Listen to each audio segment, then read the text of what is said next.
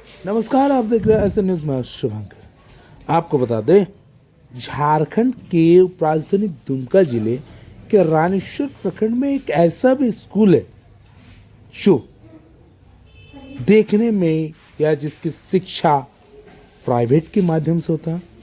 आपको बताएंगे उस विद्यालय के शिक्षक महोदय जब प्रधान शिक्षक से बात करने पर ऐसा बात कहा, क्योंकि झारखंड की जो गरीबी है वो शिक्षा अगर बेहतर हो तो गरीबी को दूर किया जा सकता है। क्योंकि उनका कहना है क्या आज के दिन में जनरेशन में जो शिक्षा में पैसा खर्चा होता है, अगर गवर्नमेंट स्कूल बेहतर से बेहतर शिक्षा प्रदान करे तो इसकी जो आर्थिक स्थिति है उसको दूर किया जा सकता है। देखिए, ये एक विद्यालय की मॉडल है जिस मॉडल पर किस तरीके से शिक्षा देने के लिए बने हुए हैं। आप चलिए बात करेंगे शिक्षक महोदय से। फिलहाल आज आ गए एक विद्यालय। हालांकि विद्यालय हम इसलिए बताए क्योंकि आपको दिखाएंगे ये सरकारी है या प्राइवेट। आप तो अनुमान लगा सक रहे हैं, देख के ऐसा लग रहा है ये प्राइवेट विद्यालय की जैसा, जिसकी साफ सुथरा और तमाम चीज़ें पर आप नज़र डालेंगे कितने बेहतरीन ढंग से बनाए हैं। और इसके पहले आपको बताएंगे, हालांकि ये सरकारी स्कूल है, कन्या मध्य विद्यालय रघुनाथपुर, जो झारखंड के राजधानी दुमका के रानीश्वर प्रखंड में स्थित है। सबसे बड़ी बात, आज हम जो विद्यालय में पहुंचे, कुछ खास बात है, वो बात भी करेंगे यहाँ के प्राचार्य महोदय से। सर, ये कैसे हो रहा है? सर, आप एक प्राइवेट स्कूल की तरह विद्यालय को बनाने जा रहे हैं। सबसे पहले तो मैं आपका धन्यवाद करता हूं कि आपने मेरे विद्यालय को हाईलाइट करने की कोशिश की है। यह सब कुछ एक शिक्षक का कर्तव्य मात्र है जो मैं यह कर रहा हूं। वो इसके लिए सरकार हमें वेतन देती है, हम एक कर्तव्य से बंधे हुए हैं और मैं अपने कर्तव्य के पालन के क्रम में ही जो कुछ भी कर रहा हूं। विशेष रूप से यदि कहा जाए तो मेरे स्कूल के बच्चे और मेरे अभिभावक, इन दोनों का काफ़ी सहयोग मुझे इस विद्यालय को प्राप्त हो रहा है। हमारे विद्यालय के जो शिक्षक हैं वे काफ़ी मेहनती हैं, वो दिन रात परिश्रम करते हैं, विद्यालय से काफ़ी प्रेम करते हैं। इसलिए विद्यालय जो है वो विद्यालय के प्रति समर्पित हैं और हम लोग चाहते हैं कि विद्यालय एक अच्छी तरह से निर्माण हो। और विद्यालय चूँकि बच्चों का जीवन निर्माण का एक बहुत ही महत्वपूर्ण स्थान होता है, इसलिए विद्यालय के प्रति लापरवाही ना बरती जाए। हम लोगों को संवेदनशील होना चाहिए। हम सभी लोग विद्यालय को इसी प्रकार इस रूप में लेते हैं कि विद्यालय में इतने इतने बच्चे आते हैं, उनका चरित्र निर्माण हो, उसका जीवन का अच्छी तरह से निर्माण हो। जितना संभव हो पाता है, सरकार के विभागीय पदाधिकारी भी हम लोगों का मार्गदर्शन बहुत अच्छी तरह से करते हैं और जो भी हो पाया है सभी लोगों के सहयोग से संभव है। सर, एक बात सर, हमने काफ़ी सारे विद्यालय देखा है, लेकिन आपने एक बात कहा सरकार वेतन देती है। क्या बाकी विद्यालय लोग को भी तो सरकार देती है, वेतन देते हैं? तो ऐसा पहलू क्यों नहीं अपनाते हैं सर, ताकि एक प्राइवेट चीज़ को हटे, गवर्नमेंट में आए, लोगों के पैसा बचे, उचित शिक्षा प्रदान हो? सही सवाल है। दरअसल में सभी व्यक्ति ऐसा भी है कि हमारे बहुत सारे विद्यालयों में शिक्षकों की कमी है।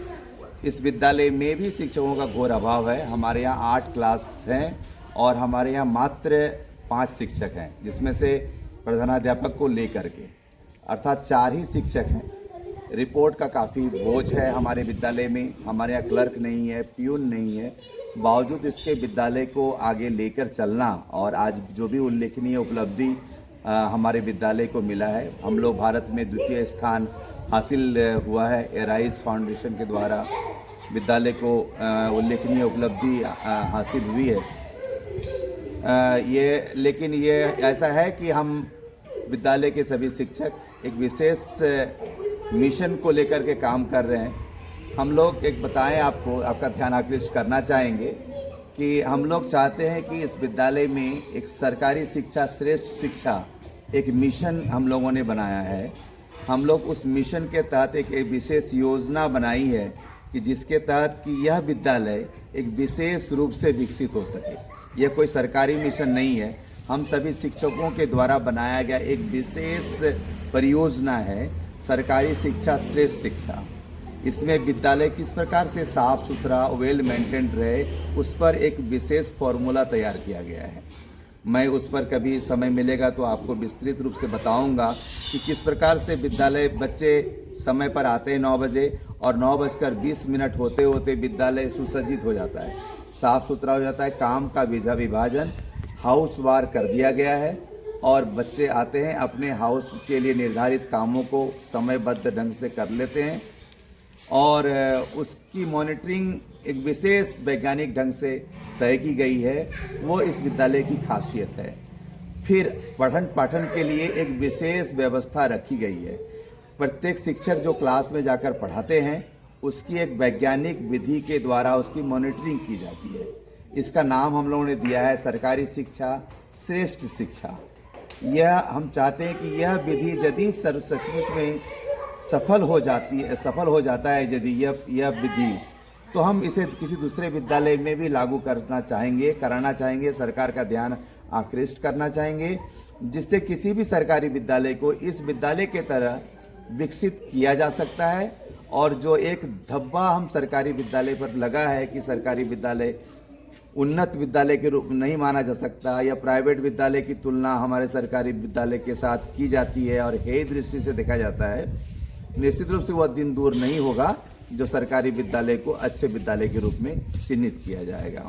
सर बहुत बहुत धन्यवाद सर। और इसी चीज़ के लिए कहेंगे क्योंकि देश भर में आपके प्रयास के बाद आज ये विद्यालय सिर्फ झारखंड नहीं दुमका के साथ साथ रानीशर प्रखंड का भी नाम रोशन किया।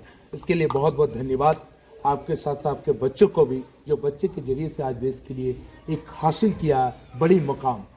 बहुत बहुत धन्यवाद आपका भी। आपने हमारे विद्यालय का अपने चैनल के माध्यम से देश के सामने में लाने का कोशिश किया। ये हम लोगों का प्रयास मात्र है। आने वाले समय में निश्चित रूप से हम चाहेंगे विद्यालय दूसरे विद्यालय के लिए भी उदाहरण पेश करे और सचमुच में शिक्षा के जगत में एक उल्लेखनीय स्थान हासिल कर सके। आप आए, आपका भी बहुत बहुत धन्यवाद। Thank you.